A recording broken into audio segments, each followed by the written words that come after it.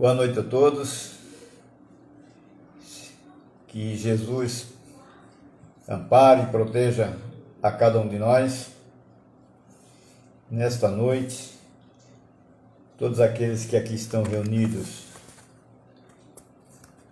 virtualmente e também espiritualmente.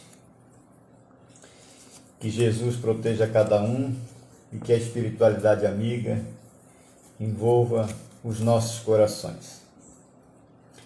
Agradeço de antemão a nossa irmã Alaide pela oportunidade de mais uma vez estar aqui para falar um pouco sobre a mensagem de Jesus, sobre a doutrina espírita. O espírito Humberto de Campos, também conhecido como o Irmão X, nos fala de um diálogo, de uma solicitação, vamos dizer assim, que ele fez a Simão Pedro. O Humberto de Campos nos fala deste fato, desta solicitação, no livro psicografado por Francisco Cândido Xavier, cujo nome do livro é Cartas e Crônicas. Então, conta-nos o irmão X que certa feita Jesus solicitou a Simão Pedro que fosse à casa de Jeremias, um grande amigo de Jesus, para que Simão Pedro, pudesse ajudar a família de Jeremias, mais especificamente a filha de Jeremias, Sara, onde ela estava prostrada num leito e tinha a cabeça muito conturbada e o corpo todo abatido. E Jesus disse o seguinte: Pedro, peço-te que vá à casa de Jeremias para ajudar Sara, que está prostrada no leito de dor, com a cabeça conturbada e tem um corpo abatido. Vai sem delongas, ora ao lado dela, e o Pai, nosso Pai Deus, a quem rogamos apoio, socorrerá a doente por tuas mãos. Esse foi o pedido que Jesus fez a Simão Pedro. Na manhã seguinte, Simão Pedro saiu entusiasmado e sorridente com a perspectiva de servir, e muito mais por ser uma solicitação de Jesus. E ao final de tarde, quando o sol se pôs, Jeremias retornou daquela visita, mas retornou muito inquieto e com o rosto muito áspero. E aí ele reclamou com Jesus, dizendo: Senhor, todo esforço baldado, tudo em vão. E Jesus lhe perguntou: como assim, Simão? E o apóstolo continuou e explicou amargamente, como se fora um orde de fel a derramar-se. Disse Simão Pedro: a casa de Jeremias é um antro de perdição. Antes fosse um pasto selvagem. Era o que Simão Pedro viu na casa de Jeremias. O abastado curtidor é um homem que ajuntou dinheiro a fim de corromper-se. De entrada, dei de cara com ele bebericando vinho no paiol, a cuja porta bati, na esperança de obter informações para demandar o recinto doméstico. Não parecia um patriarca, e sim um gozador desavergonhado, e sentava-se na palha de trigo e de momento a momento colava os lábios ao gargalo, ao gargalo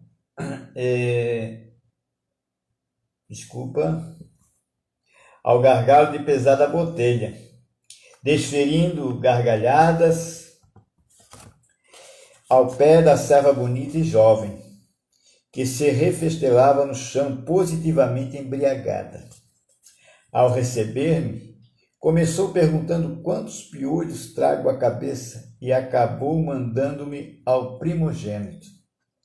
Saí à procura de Zoar, o filho mais idoso, e o achei, enfurecido no jogo de dados, em que perdia largas somas para conhecido traficante de Jope. Acolheu-me aos berros, explicando que a sorte da irmã não lhe despertava o menor interesse. Por fim expulsou-me aos coices, dando somas para conhecido dando a ideia de uma besta fera solta ao campo. Afastava-me apressado quando esbarrei com a dona da casa. Dei-lhe a razão de minha presença. Contudo, antes de atender-me, passou a espancar a esquelética menina, alegando que a criança lhe havia surrupiado um figo, enquanto a pequena chorosa tentava esclarecer que a fruta havia sido devorada por galos de estimação. Somente após ensanguentar a vítima, resolveu a megera designar o aposento em que me poderia avistar com a filha enferma. Ante o olhar melancólico do ouvinte, o discípulo prosseguiu. A dificuldade, porém, não ficou nisso. Visivelmente transtornada por bagatela, a velha Sovina errou na indicação, pois entrei numa alcova estreita, onde fui defrontado por Josué, o filho mais moço do curtidor, que mergulhava a mão num cofre de joias. Desagradavelmente surpreendido, fê-lo amarelo de raiva, acreditando de certo que eu não passava de alguém a serviço da família, a fim de espionar-lhe os movimentos. Quando ergueu o braço para esmurrar-me, supliquei-lhe que considerasse a minha situação de visitante em missão de paz e socorro fraterno. Embora contrafeito, conduzindo-me ao quarto da irmã, mestre, que tremenda desilusão! Não duvido de que se trata de uma doente, mas logo me viu, a estranha criatura se tornou inconveniente, articulando gestos indecorosos e pronunciando frases indignas. Não aguentei mais. Fugi horrorizado e regressei pelo mesmo caminho. Observando que o amigo sublime se resguardava, triste e silencioso, volveu Simão após cumprido intervalo. Senhor, não fui acaso bastante claro? Porventura não terei procurado cumprir-te honestamente os desejos? Seria justo, mestre, pronunciar o nome de Deus ali entre os vícios e deboche, avareza e obscenidade? Jesus, porém, depois de fitar longamente o céu, a inflamar-se de luz distante, fixou no companheiro o olhar profundamente lúcido e exclamou com serenidade: Pedro, conheço Jeremias, a esposa e os filhos há muito tempo. Quando te incumbi de ir ao encontro deles, apenas te pedir para auxiliar. Então vejamos que nessa crônica, nesse diálogo que Jesus teve com Simão Pedro, o que Jesus na verdade pediu para Simão? Para que ele procurasse aquela família, para que ele sentasse ao lado da moça que estava com problemas e apenas orasse. Apenas orasse. Porque Deus curaria ou agiria pelas mãos de Pedro, se ele assim o fizesse. Mas Pedro, na verdade, o que ele fez? Ele, ao invés de se preocupar com aquilo que Jesus lhe pedira, ele se ateve às condições do ambiente que ele encontrou. E eu pergunto aqui, quantos de nós atenderia esse pedido de Jesus? Quantos de nós confiaria neste pedido que Jesus fez? Pedro, vá até esta casa, senta ao lado da doente e apenas ore, porque Deus agirá sobre tuas mãos. E o que na verdade Pedro fez, como nós falamos? Ele fez pré-julgamento de todas as situações que aconteceu ali e não fez o que Jesus lhe havia pedido. Por quê? Porque ele viu naquelas criaturas pessoas, na opinião dele, pessoas inferiores. Ele se achava uma pessoa superior. Ele achava que aquele ambiente hostil, como ele viu, não era um ambiente merecedor de receber a palavra de Deus, de se falar Deus, que era um ambiente hostil. E quantas vezes nós pensamos que nos piores lugares da terra, nos piores que a gente possa imaginar, Deus ali não está presente? Será que Deus não está presente dentro dos presídios, onde lá encontramos situações bem deploráveis? Será que Deus não está presente nos morros, nas favelas, onde existe a criminalidade, envolve muitas daquelas criaturas? Será que Deus não está, ele também não se encontra dentro de lares conturbados no nosso dia a dia? Ou Deus apenas está dentro dos centros espíritas? Ou está só dentro das igrejas, das casas evangélicas?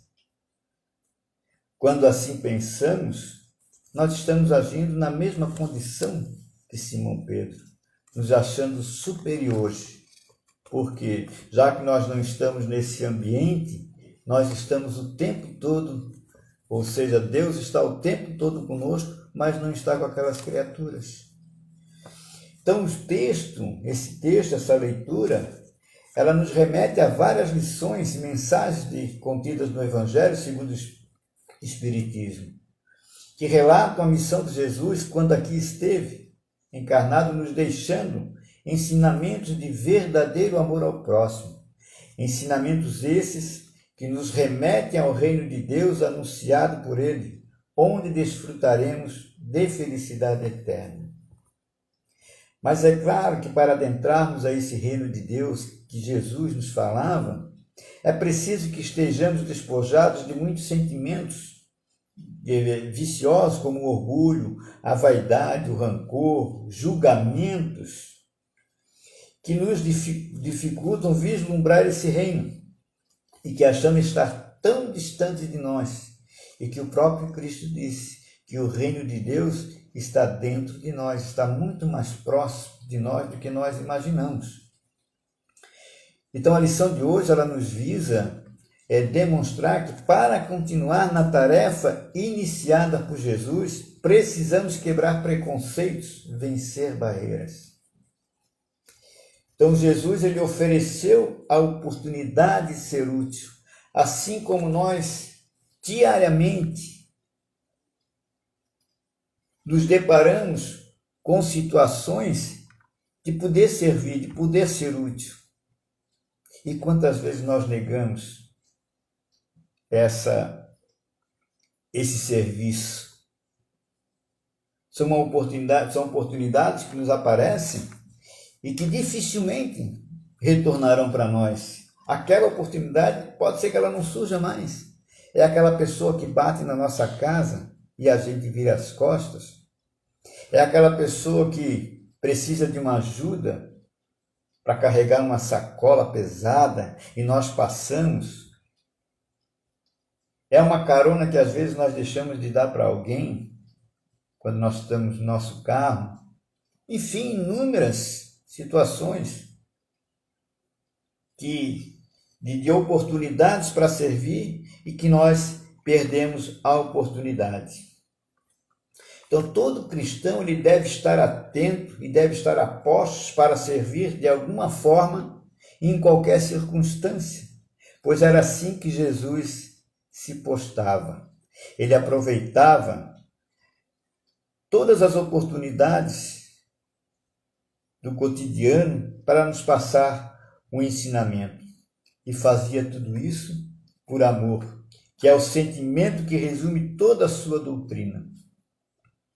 O amor ao próximo, que é a segunda lei que Jesus nos colocou, porque a primeira foi amar a Deus sobre todas as coisas e a segunda amar ao próximo como a si mesmo.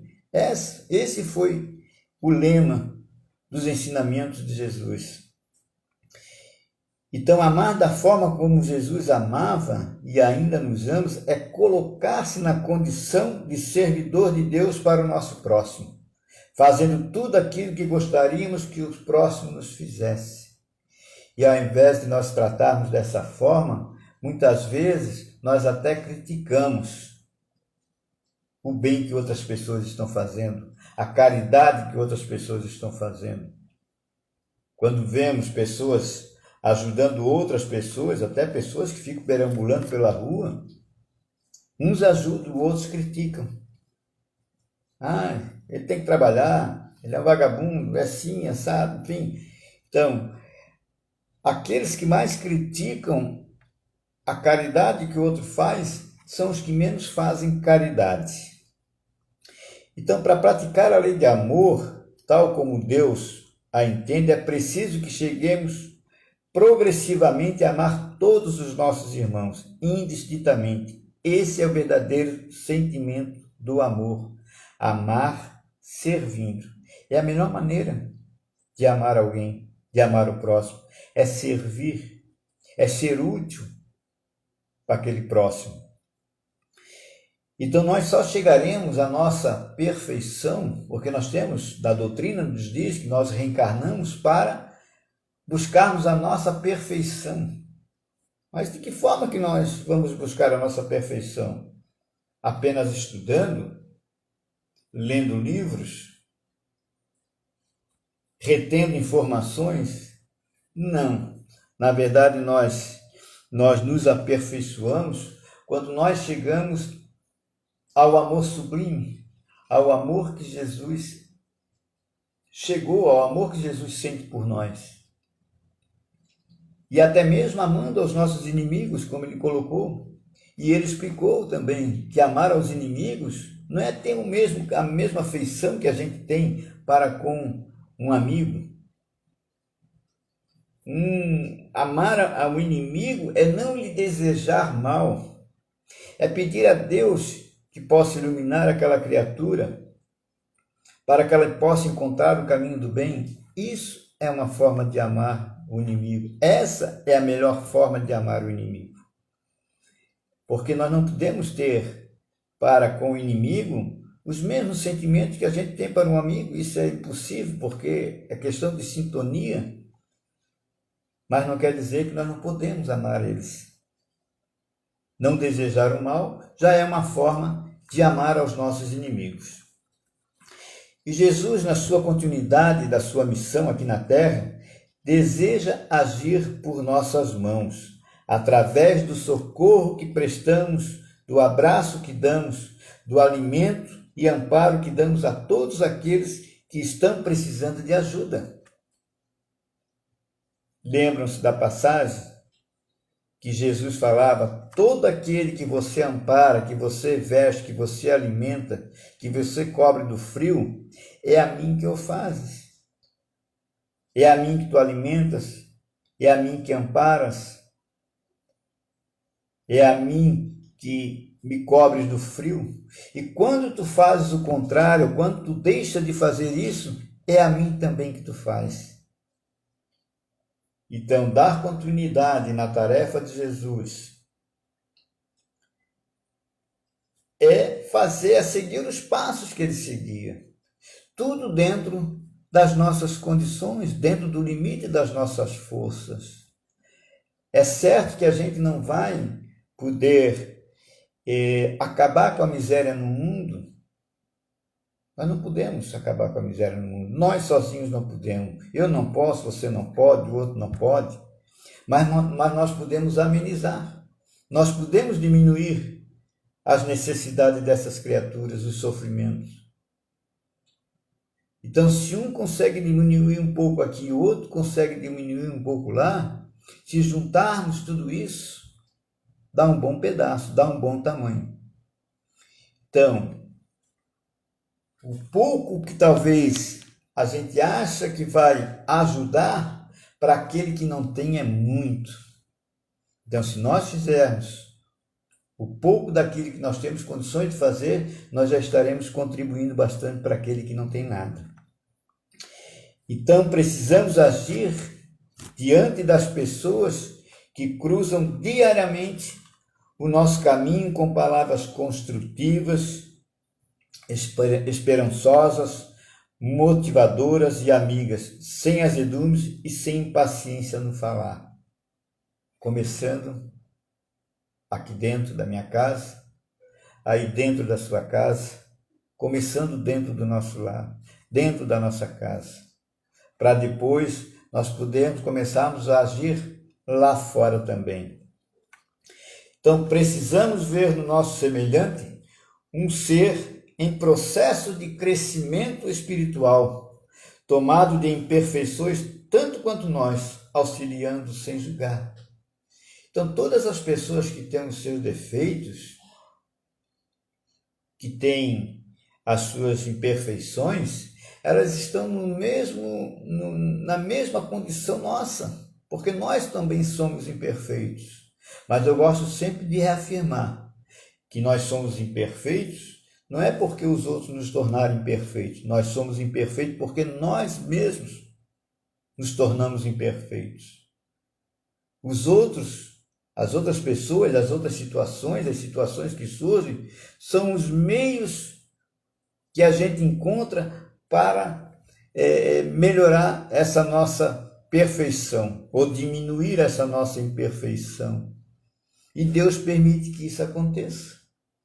Então, se alguém nos agride, está lá a mensagem de Cristo. Ofereça a outra face. Oferecer esse lado, se ele me bateu nesse, não é dessa forma. Oferecer a outra face é oferecer o que de melhor você tem dentro de si, de diferente. A outra face é aquela parte interna que você tem dentro de você. Então, se alguém lhe agrediu, seja fisicamente, ou seja com palavras, com atos, mostre a outra face. De uma maneira serena, de uma maneira racional, sem violência. Então, precisamos ver no nosso semelhante um ser em processo de crescimento espiritual, tomado de imperfeições, tanto quanto nós, auxiliando sem julgar. Então, sigamos na tarefa do Cristo, que não compactuava com o erro, mas que consolava, orientava sem julgar o pecador, pois entende que Deus quer o fim do pecado e nunca o fim do pecador. E nós muitas vezes fizemos o contrário. Nós achamos muitas das vezes que eliminando o pecador, o mal se encerra, o mal acaba, mas não. Nós temos é que eliminar, o pecado daquelas criaturas, os erros daquelas criaturas, ajudar aquelas criaturas a eliminar o erro dentro delas, mas não eliminar a criatura.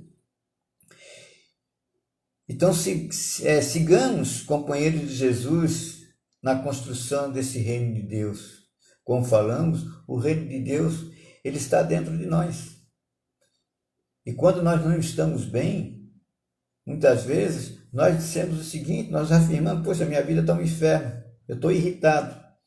Então, se a minha vida está um inferno, por causa das situações que estão acontecendo, por causa dos sentimentos que estão acontecendo, Então, se eu tiver de uma situação diferente, eu tiver numa situação de paz, numa situação de tranquilidade, eu posso dizer, poxa, eu estou no reino de Deus, eu estou no céu, porque tudo é alegria, tudo é felicidade para mim nesse instante.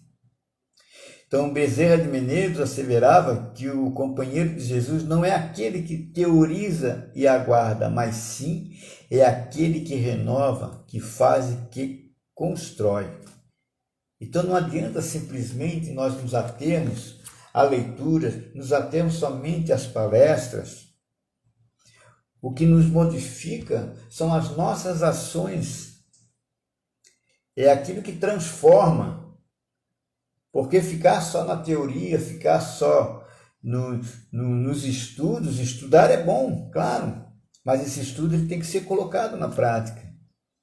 E nós, há muito tempo, nós viemos estudando o Evangelho, nós viemos estudando as lições do Cristo. Praticamente nós sabemos as lições de cor do Evangelho, mas de que adianta tanta desinformações se ela não nos ajuda em nada, se nós não colocamos isso em prática. Então nós temos que passar a vivenciar melhor a nossa vida. Fazer nosso exame de consciência para saber o que nós estamos fazendo de certo e o que nós estamos fazendo de errado. Fazer aquele exame de consciência que Santo Agostinho sempre nos recomendava, do conhece-te a ti mesmo.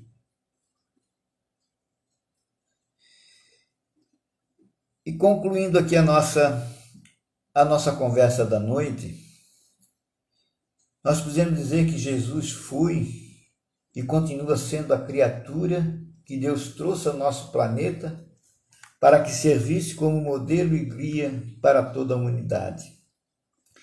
E ele cumpriu com a sua missão enquanto encarnado, nos trazendo lições através do seu exemplo prático nas situações do cotidiano.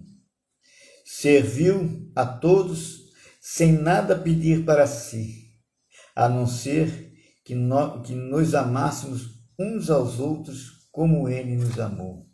Então a missão de Cristo, a missão de Jesus, ela foi árdua, porque nós não aceitamos, como até hoje ainda nós não conseguimos aceitar muitas situações. E às vezes nós ficamos perguntando, eu já me peguei muitas vezes me perguntando qual a minha missão, já que diz que todos nós temos uma missão na Terra. Todos nós temos uma missão na Terra. Aí eu me pergunto muitas vezes, qual será realmente a minha missão? E eu custei para entender isso, ou para descobrir essa resposta. E um dia eu encontrei ela numa citação de Chico Xavier, que diz o seguinte, que a missão de todo homem na Terra é aprender a amar. É aprender a amar, não ser amado, mas aprender a amar. Essa é a grande missão de toda criatura na Terra, aprender a amar. Porque foi isso que Jesus veio nos ensinar? Ou ele veio ensinar outra coisa? Não, ele veio justamente nos ensinar, tanto que foi lá, tanto que ele disse. Amar a Deus sobre todas as coisas e amar ao próximo como a nós mesmos. Então, essa deve ser a nossa missão. E como aprender a amar? Seguindo os passos, praticando a caridade, fazer todo o bem que estiver à nossa disposição, todo o bem que seja possível, não perder oportunidades, não perder oportunidades, porque oportunidades, pelo menos aquela, acontece uma única vez, ela não acontece duas vezes. Então façamos a nossa parte e que a luz divina possa iluminar os nossos corações e que possamos manter dentro dos nossos lares a paz, a tranquilidade e que possamos distribuir essa paz, essa tranquilidade entre os nossos entes queridos e a todos aqueles que nos acompanham espiritualmente. Muito boa noite a todos. Agradeço mais uma vez a Alaide pela oportunidade e gostaria de encerrar esse trabalho da noite com uma oração cantada que eu vou colocar aqui, pedindo a todos que eleve seus pensamentos a Deus, a Jesus, e que essa nossa prece, essa vibração, ela possa alcançar os corações daqueles que sofrem, daqueles que perderam seus entes queridos nesta pandemia, daqueles que passam por grandes dificuldades na vida, dificuldades de saúde, dificuldades de trabalho, de emprego, dificuldades nas relações familiares. Que essa vibração, ela alcance os corações dos nossos governantes, dos homens que governam as nações, para que a paz possa acontecer, para que a guerra, para que a inimizade diminua. Então nós vamos botar esta oração e em seguida estaremos encerrando o nosso trabalho da noite.